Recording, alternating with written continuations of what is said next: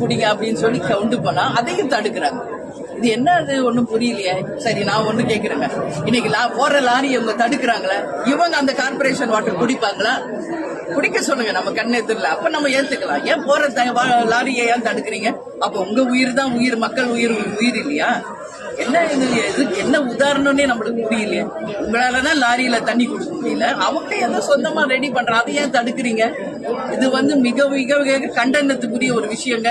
இது நிச்சயமாக யாராலும் ஏற்றுக்கொள்ள முடியாது. அதனால எல்லா உயிரும் ஒண்ணுதான், கடவுளால் படைக்கப்பட்ட அத்தனை உயிரும் இங்க சமந்தான். அதனால நிச்சயமாக நல்ல குடி தண்ணீரை இந்த அரசு உடனடியாக தரணும். நான் விழுப்புரம் போறேன், அங்க மக்கள் கேட்டது ஃபர்ஸ்ட் என்ன தெரியுமா?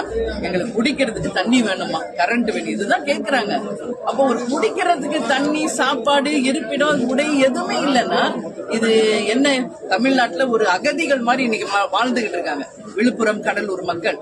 அதனால இது வேதனைக்குரிய ஒரு நாளாக நான் பாக்குறேன். அதனால எல்லாருமே உதவி செய்யுங்க. ஒரு பேரிடர், ஒரு இயற்கை சீற்றம் வரும்போது யார் அரசியலாக்கணும், பதட்டத்தை உண்டாக்கணும்ன்ற எண்ணம் யாருக்கும் இல்லைங்க.